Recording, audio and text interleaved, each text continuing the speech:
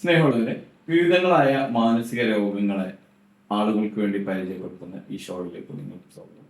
ഇന്ന് നമ്മോടൊപ്പം ഉള്ളത് ഇന്ത്യയിലെ ഏറ്റവും വലിയ പ്രീമിയർ ഇൻസ്റ്റിറ്റ്യൂട്ടായ സെൻട്രൽ ഇൻസ്റ്റിറ്റ്യൂട്ട് ഓഫ് സൈക്കാട്രിയിലെ അസോസിയേറ്റ് പ്രൊഫസറായിരുന്ന ഡോക്ടർ മുഹമ്മദ് സാദിഖ്. അദ്ദേഹം ഇന്ന് കേരളത്തിൽ ഒരു ഇൻഡിപെൻഡന്റ് പ്രാക്ടീഷണറാണ്.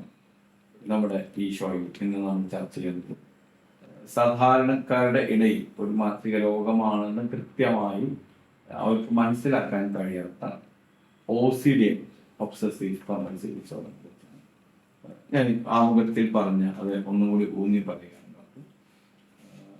സാധാരണഗതിയിൽ ആളുകൾ OCD പ്രത്യേകിച്ച് നമ്മുടെ കൾച്ചറൽ പ്രത്യേകത കൊണ്ട് തന്നെ അതിൻ്റെ അസുഖം എന്നുള്ളതിൽ വ്യത്യസ്തമായി അതെന്തോ ഒരാളുടെ ഒരു ടൈപ്പ് എന്നുള്ള രൂപത്തിലാണ് ആളുകൾക്ക് വേണ്ടിയിട്ട് ഒന്ന് OCD വളരെ ലളിതമായി ഒന്ന് ഒബ്സസീവ് കമ്പൾസീവ് ഡിസോർഡർ. സോ ഇതില് നമ്മുടെ നാട്ടിൽ ഇപ്പോൾ ഇവിടെ ഈ മലബാർ ഏരിയയിലൊക്കെ പറയാം വസ്വാസ് എന്നുള്ളതാണ് അതിനും പറയാറ്. അപ്പോൾ അത് എന്താണെന്ന് വെച്ച് കഴിഞ്ഞാൽ ഒരു ചിന്ത ആവർത്തിച്ചു വരും, റിപ്പീറ്റേറ്റീവ് ആവും, ഇൻട്രൂസീവ് ആവും. ഏത് സമയം ആ ചിന്ത കടന്നു. ഇപ്പൊ നമ്മൾ എന്തെങ്കിലും ടാർഗറ്റ് ചെയ്യാൻ, ഇപ്പൊ നിസ്കരിക്കുകയാണെങ്കിൽ, പ്രാർത്ഥിക്കുകയാണെങ്കിൽ, എന്തെങ്കിലും പഠിക്കാൻ വേണ്ടിയിട്ട്, അപ്പൊ ഈ ചിന്ത കയറി വരും.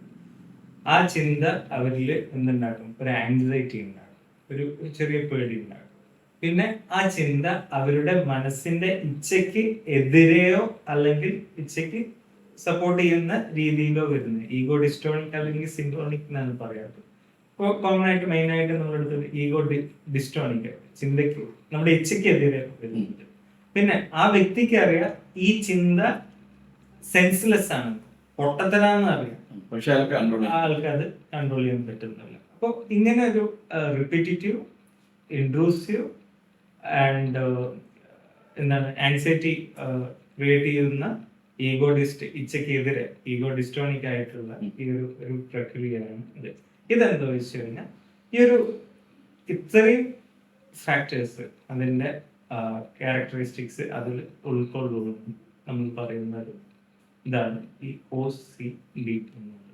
അതിലെ കമ്പൾഷൻ എന്നുള്ളത് വെച്ച് കഴിഞ്ഞാൽ ഈ ഒബ്സഷൻ അനുസരിച്ചോ അല്ലെങ്കിൽ ഇതിൽ നിന്നുണ്ടാകുന്ന ഒരു ആൻസൈറ്റി അവർ കുറയ്ക്കാൻ വേണ്ടി ഉപയോഗിക്കുന്ന പെർട്ടിക്കുലർ ആക്ഷൻസ്. ആ ആക്ഷൻ ചെയ്യുമ്പോൾ എന്താണ്, ഇപ്പോൾ കൈമേ എന്താണ് ചളി ഉണ്ട് അല്ലെങ്കിൽ എന്തെങ്കിലും ജേംസ് ഉണ്ട് എന്നുള്ള ഡേർട്ടി ആയിട്ടുള്ള കാര്യങ്ങൾ തോന്നുകയാണ്, അവര് കൈ കഴുകി. പക്ഷെ ഇവരുടെ OCDയിൽ എന്താണ്, അത് വീണ്ടും കൈ കഴുകി പക്ഷെ മനസ്സിൽ തോന്നുകയാണ് ഇത് വൃത്തിയായിട്ടില്ല എന്നുള്ളൊരു തോന്നല് അവർക്ക് വരികയാണ്. അപ്പൊ ഇത് റിപ്പീറ്റേറ്റീവ് ആയിട്ട് നടക്കുന്നു. അതിനനുസരിച്ചിട്ട് ഈ ചിന്ത വരുന്നു. ആ ചിന്ത വരുമ്പോൾ ഇവർക്ക് ഒരു ആൻസൈറ്റി ഉണ്ടാക്കുന്നു. ആ ആൻസൈറ്റിക്ക് അനുസരിച്ചിട്ട് ഇവരൊരു പ്രക്രിയ, അതായത് അപ്പോൾ ഈ ചിന്ത വരുമ്പോൾ ഇവരിലൊരു ആൻസൈറ്റി ഉണ്ടാക്കുന്നു. ആ ആൻസൈറ്റി കുറയ്ക്കാൻ ഉപയോഗിക്കുന്ന ഒരു മെക്കാനിസം. അപ്പോൾ അതൊരു കമ്പൾസീവ് ആയിട്ടുള്ള ആക്സിലുണ്ട്. പല രീതിയിലാണ് അത്, ചിലപ്പോൾ ചെക്കിംഗ് ആവാം, വാഷിംഗ് ആവാം, പല രീതിയിലായിട്ട് അത് മാറാറുണ്ട്. സോ ഇതാണ്. ഓക്കെ, ഞാൻ ആമുഖത്തിൽ പറഞ്ഞത് ഒന്നുകൂടി വ്യക്തമായി ഒരു ചോദ്യമായി തരുന്നു. നമ്മുടെ കൾച്ചർ, നമുക്ക് പാലക്കാടാണ്, പാലപ്പുറത്താണ്. നമ്മുടെ കൾച്ചറിൽ തന്നെ പ്രത്യേകിച്ച് മുസ്ലിം കമ്മ്യൂണിറ്റിയിൽ ഈ OCDക്ക് ഒരു ഗ്ലോറിഫിക്കേഷൻ കൊടുക്കുന്നത് പോലെ എപ്പോഴെങ്കിലും ഡോക്ടർ ഫീൽ ചെയ്തിട്ടുണ്ടോ? ഇല്ല, നന്നായിട്ടുണ്ട്. പക്ഷെ ഇതിലെന്താ വെച്ച് കഴിഞ്ഞാൽ ഇതുവരെ പലരും ശുദ്ധി, പെർഫെക്റ്റ് വേ എന്നാലാണ് തൃപ്തി ഉണ്ടാവും. ആ തൃപ്തിയാണല്ലോ ഇതില്ല, സാറ്റിസ്ഫാക്ഷൻ കിട്ടണമെങ്കിൽ. അപ്പോൾ പ്രാർത്ഥിക്കുകയാണെങ്കിൽ, ഇപ്പൊ നിങ്ങളിപ്പോ ഒരു നിസ്കരിക്കുന്ന ഇതില് ആദ്യം ഇപ്പൊ നിങ്ങൾ പല പള്ളികളിലും പോയി കഴിഞ്ഞാൽ നിങ്ങൾക്ക് ആൾക്കാരെ കാണാൻ പറ്റും. ഇവര് ഇടങ്ങേറാവുന്നു, ഈ ഒരു ബുദ്ധിമുട്ടുണ്ട്. ഇവര് കയറി വരുന്നു. ആദ്യത്തെ പലരും ഇതുവരെ നേരം പോലെ സംസാരിക്കാത്തതും തെറ്റായ രീതിയിൽ അത് മനസ്സിലാക്കുന്ന രീതിയാണ്. ആദ്യം ഒരു പള്ളി കയറി കഴിഞ്ഞാൽ അവർക്ക് മൂത്രമൊഴിക്കണം. ഈ മൂത്രമൊഴിച്ച് കഴിഞ്ഞാൽ ഇവർക്ക് തോന്നുന്നതാണ് എണീക്കുമ്പോൾ ഇരുന്ന് ഒഴിക്കണം എന്നാണ്. ഇരുന്ന് എണീറ്റ് വരുമ്പോൾ മൂത്രം പൂർണ്ണമായിട്ട് പോയിട്ടില്ല എന്നുള്ളത്, ഒറ്റുക എന്നുള്ളത്. അപ്പൊ അവര് എഴുന്നേൽക്കുന്നു, ഇരിക്കുന്നു, വീണ്ടും വാഷ് ചെയ്യുന്നു പ്രൈവറ്റ് ഏരിയ, വീണ്ടും എഴുന്നേൽ. ഇതാണ് പിന്നെ ഇതൊരു എപ്പോഴും ആകുമ്പോൾ പിന്നെ ഒരു സൈക്കിളായി മാറും. ഇതൊരു സൈക്കിളായിട്ട് മാറുകയാണ്. അവിടുന്ന് തുടങ്ങുകയാണത് ചിലർ. എന്തിന് ആ സൈക്കിളിൽ പലരുടെയും മെക്കാനിസം എന്താ വെച്ച് കഴിഞ്ഞാൽ ഇതെന്താണ്, വൃത്തി വേണം, പടച്ചോ ഇത് പടച്ചോനെ സ്വീകരിക്കണം. ഇതിനൊരു ഗ്ലോറിഫിക്കേഷൻ വലിയ രീതിയിൽ കിട്ടിയതുപോലെ ഇത് എപ്പോഴാണ് പ്രശ്നമാകുന്നത് വെച്ച് കഴിഞ്ഞാൽ, എന്റെ ഒരു ഒബ്സർവേഷൻ ആണ്, അയാളെ പാർട്ട്ണർക്ക് അതൊരു ബുദ്ധിമുട്ടാവുന്ന സമയത്ത് അയാളായിരിക്കും പലപ്പോഴും ഐഡന്റിഫൈ ചെയ്യാം. പക്ഷെ അപ്പോഴും എന്താ വെച്ച് കഴിഞ്ഞാൽ കുടുംബം, ബാക്കിയുള്ള ആളുകളൊക്കെ നല്ല സൂക്ഷ്മതയുള്ള, പക്ഷെ ആ വ്യക്തിയിൽ എന്തുണ്ട്, ഡിസ്ട്രസ്, സ്ട്രെസ് ക്രിയേറ്റ് ചെയ്യുന്നുണ്ട്, എടങ്ങേറ്. നമ്മുടെ ഭാഷയിൽ എടങ്ങേറ് നന്നായിട്ടുണ്ട്. ആ എടങ്ങേറ് ഇത് എന്താ കാട്ടേണ്ടതെന്ന് ഒരിക്കലും. അപ്പൊ ഞാൻ അവിടുന്ന് തുടങ്ങണം. എന്താ അവിടുന്ന് കൊണ്ടുവരുന്ന മെക്കാനിസത്തിൽ ഇവര് ഗ്രാജുവലി എന്തുണ്ട്, എന്റെ മൂത്രം ഒറ്റയോ എന്നുള്ളൊരു ഇതാണ്. ചിലവര് പിന്നെ പള്ളി പോക്കുന്നുണ്ട്, ചിലര് വേറൊരു ഡ്രസ്സ് അവര് കരുതി, ചിലവര് അവരുടെ ഇന്നറിന്റെ ഉള്ളിൽ കോട്ടൺ അല്ലെങ്കിൽ പേപ്പർ പോലത്തെ ഇതൊക്കെ, സോ ദാറ്റ് അതെന്താണ്, ഈ യൂറിൻ എന്നുള്ളത് എന്താണ് നമ്മുടെ ഭാഷയിൽ നജസാണ്. ഇതെന്തായിരുന്നു, ഡ്രസ്സില്ല. അപ്പൊ അതിനൊരു ബാരിയർ. എന്നിട്ട് പള്ളിയിൽ വരുമ്പോ ഇവരിങ്ങനെ ഒരു മെക്കാനിസത്തിൽ ഇങ്ങനെ കുടുങ്ങി കിടക്കുന്ന ഒരുപാട് പേര് നമ്മുടെ ചുറ്റും. നിങ്ങളിവിടെ 10 ഇപ്പൊ നമ്മുടെ ഭാഷ മഹലെടുത്താൽ തന്നെ അതിൻ്റെ ഉള്ളിൽ ഇങ്ങനെ പറയാൻ കിട്ടും കുറെ പേരുണ്ട്. കാണുന്ന ആളുകൾ പറയുന്നത് ദയവായി ആരും പേര് കമന്റ് ചെയ്തു, ആളുകൾക്ക് സാധ്യത വളരെ. ഇതൊരു അസുഖമാണ്. മറ്റേതെല്ലാം മാനസിക രോഗം പോലെ തന്നെ ഇതൊരു അസുഖമാണ്. ഇതിന് ട്രീറ്റ്മെന്റ് എടുക്കണം. ചിലരുടെ കേസിലെങ്കിൽ മെഡിസിൻ ആവശ്യം ഉണ്ടാവും അല്ലേ? ചിലർക്ക് മെഡിസിൻ ആവശ്യം. സാർ സേഫിലേക്ക് പറയാം. പക്ഷെ ഇതിന് മെഡിസിൻ എടുക്കാന്ന് പറയുമ്പോൾ ആൾക്കാർക്ക് സ്കിസോഫ്രീനിയാണ്, ആളുകൾക്ക് ചിത്തഭ്രമമാണ് മരുന്ന്, ഡിപ്രഷനാണ് മരുന്ന്. പക്ഷെ ഇതിന് മരുന്ന് കൊടുക്കുമ്പോൾ എന്തോ ഒരു ബ്ലോക്ക് ആളുകൾക്കില്ലേ? അതുണ്ട്. അത് ഈ മാനസിക രോഗം 2 രീതിയിലാണ്. ഒന്ന് നമ്മൾ സിമ്പിൾ ആയിട്ട് പറയണം, ഒന്ന് ചെറുത്, ഒന്ന് വലുത്. ചെറുത് എന്ന് പറഞ്ഞാൽ ഈ പേടി, ഭയം, ചെറിയ രീതിയിലുണ്ട്. പക്ഷെ ഇതിന്റെ പ്രത്യേകത വെച്ച് കഴിഞ്ഞാൽ ഇതിങ്ങനെ മറ്റേ അത് അപ്പുറത്തേക്കും പോകാം. അത് അപ്പുറത്തുള്ളതില് അത് വലുതിലും ഈ ചെറുത് വരാം, ചെറുതിൽ വലുത് വരാം, ഇതൊക്കെ ഉണ്ട്. പക്ഷെ ഇതിനെ രണ്ടും നമ്മൾ പറയുന്നത് ഈ ചെറിയ ചെറിയ പേടികൾ, കാര്യങ്ങൾ, ഈ OCD കാര്യങ്ങളൊക്കെ ഈ ചെറുതിലും, വലുതിൽ നമ്മൾ ഈ കാണുന്ന നമ്മൾ സോപ്പോൾഡ് പറയപ്പെടുന്ന ഭ്രാന്ത് എന്ന് പറയുന്നു, അല്ലെങ്കിൽ അഗ്രഷൻ, വയലന്റ് ആവുന്ന ആളുകൾ, മനസ്സിലായില്ല, ഉറക്കല്ല, പാട്ടുപാടി നടക്കുന്ന അവസ്ഥ, അവർക്ക് എന്തായാലും മെഡിസിൻ വേണം. ഇവർക്ക് വേണോ എന്നുള്ള ചോദ്യത്തിന് ഇപ്പോൾ ആളുകൾക്ക് ധാരണ എത്തിയിട്ടില്ല ഇതിന് മെഡിസിൻ വേണ്ടി. യഥാർത്ഥത്തിൽ വേണ്ടി വന്നാൽ അയാൾ എടുക്കണം.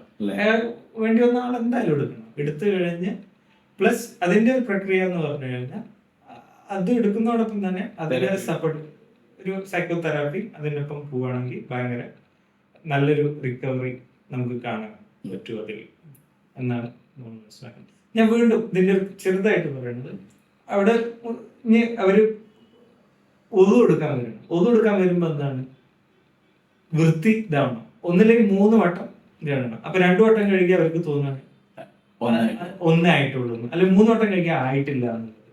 അങ്ങനെ അവിടെ ചെയ്തുകൊണ്ടേയിരിക്കും, കുറെ നേരം ചെയ്തു. അത് കഴിഞ്ഞ് നിസ്കരിക്കാൻ വരും. ഇപ്പൊ പള്ളിയിൽ വരുന്ന നിസ്കാരത്തെ കുറിച്ചിട്ടാണ് തോന്നുന്നത്. ഇപ്പൊ അവിടെ ഒരാളുണ്ടാവും ലീഡ് ചെയ്യാൻ. ആ ലീഡർ നിസ്കാരം തുടങ്ങിയിട്ടുണ്ടാവും, ഇമാമ് നിസ്കാരം തുടങ്ങിയതിനു ശേഷം ഇദ്ദേഹത്തിന് ബുദ്ധിമുട്ടാണ്. കാരണം എന്താ വെച്ച് കഴിഞ്ഞാൽ ഇയാള് ചെയ്യുന്നത് വൃത്തിയാവണല്ലോ. അപ്പൊ ഇയാള് നീയത്ത് വെക്കുന്നത്, അത് തുടക്കുന്ന ആ സ്റ്റാർട്ടിങ്ങിൽ ഇയാൾക്ക് എന്താണ് അത് കമന്റ് ചെയ്ത് ഇത് പറയുമ്പോ എനിക്ക് ഓർമ്മ വരുന്ന അറിയാതെ വന്നു പോകണാണ്. കമന്റ് അല്ല, ഞങ്ങളുടെ തൊട്ടടുത്ത് സ്ഥലത്ത് കക്ഷി ആദ്യം പള്ളിയൊക്കെ നോക്കിയിരുന്ന ഒരാളാണ്. പിന്നെ പതുക്കെ ആൾക്കാരാണ് ആ പള്ളിയിൽ തന്നെ ഒഴിവാക്കി വെച്ചാൽ ഇയാള് നമസ്കരിക്കാൻ വന്നു കഴിഞ്ഞാൽ ബാക്കിയുള്ള പഞ്ചായത്തിലുള്ള ആൾക്കാർക്ക് നമസ്കരിക്കാൻ പറ്റും.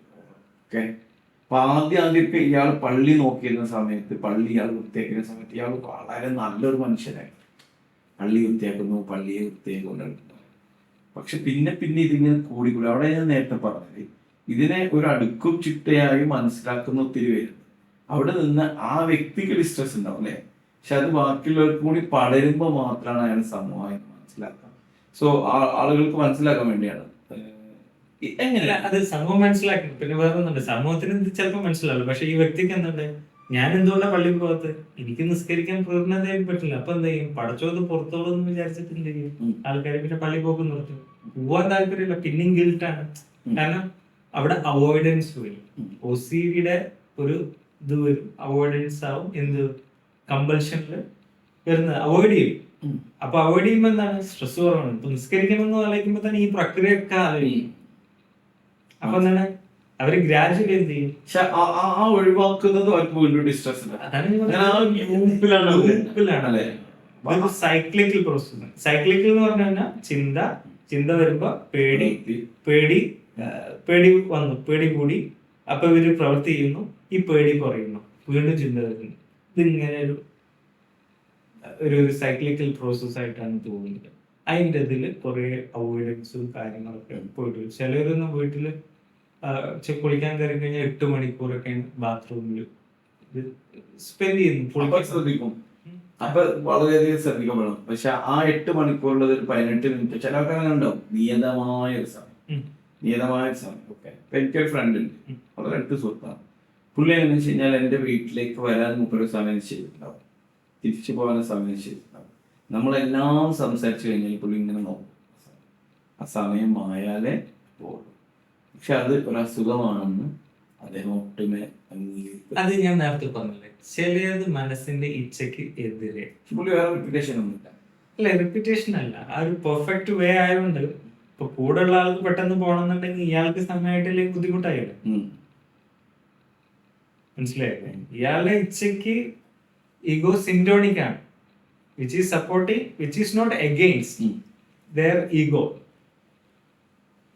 മനസ്സിലായി? വിച്ച് ഈസ് സപ്പോർട്ടിങ് എന്നുള്ളതാണ്. അപ്പോ അങ്ങനെയുള്ളവരിൽ റിക്കവറി വരാനുള്ള ടെൻഡൻസി, റിക്കവറി കുറയും. ഈഗോ ഡിസ്റ്റോണിക്കില് കൂടുന്നാണ് പറയുക പഠനങ്ങൾ. സിൻഡോണിക്കിലും എന്താണ് മാറ്റം ഉണ്ടാവും, 2 കാറ്റഗറിയിലും ഉണ്ടാവും. പക്ഷെ ഇതിനെടുക്കുന്ന ടൈമിലും എഫേർട്ടിലും ഈ ഡിസ്റ്റോണിക്കാരൻ എന്താണ് ഇത് എനിക്ക് ബുദ്ധിമുട്ടുണ്ടാക്കേണ്ടതെന്നാണ് പറയുന്നത്. സിൻഡോണിക്കിന് ആദ്യത്തെ ബുദ്ധിമുട്ടാണ് എന്നുള്ളതിന്റെ ഒരു പ്രോസസ്സിലോട്ട് ഇൻസൈറ്റ് അപ്പൊ നമ്മളെ കാണുന്ന ആളുകൾക്ക് ഇത് മനസ്സിലാക്കി കൊടുക്കാനുള്ള ആളുകൾക്ക് വേണ്ടിയിട്ട് ഒരു ചോദ്യം കൂടി പ്ലേസ് ചെയ്യാണ്. ഇത് യഥാർത്ഥത്തിൽ മെഡിസിൻ എടുക്കേണ്ട ആളുകൾ ഇത് മെഡിസിൻ എടുത്താൽ തന്നെയല്ല മാറുള്ളൂ അല്ലെ? തീർച്ചയായും മെഡിസിൻ വേണ്ട ഒരു അവസ്ഥ എത്തിക്കഴിഞ്ഞാൽ പിന്നെ തെറപ്പിക്ക് പോയിട്ട് കാര്യമില്ലല്ലോ.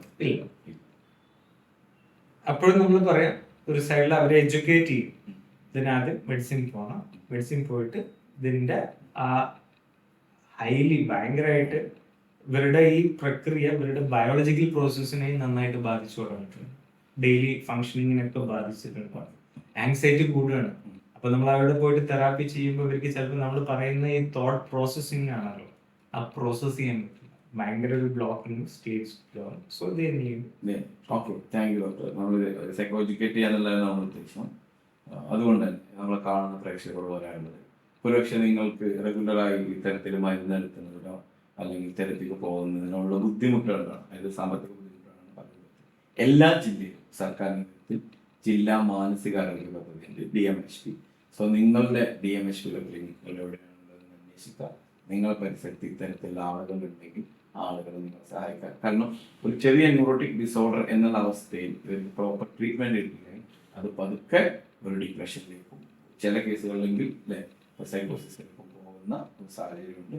എനിവേ, വളരെ ലളിതമായി നമ്മൾ ഇൻട്രൊഡക്ഷനിൽ സെൻട്രൽ ഇൻസ്റ്റിറ്റ്യൂട്ട് ഓഫ് സൈക്കാട്രിയിലെ അസിസ്റ്റന്റ് പ്രൊഫസർ എന്നൊക്കെ പറഞ്ഞിരുന്നത് വളരെ ലളിതമായി സാധാരണക്കാർക്ക് മനസ്സിലാകുന്ന രീതിയിൽ ഇത് അവതരിപ്പിച്ചതിന് സാറിന് എല്ലാ ഭാഗങ്ങളിൽ നിന്നും താങ്ക് യു. മറ്റൊരു വിഷയവുമായി നമ്മൾ ഇനി അടുത്ത വിശ്വസിക്കും. Thank you.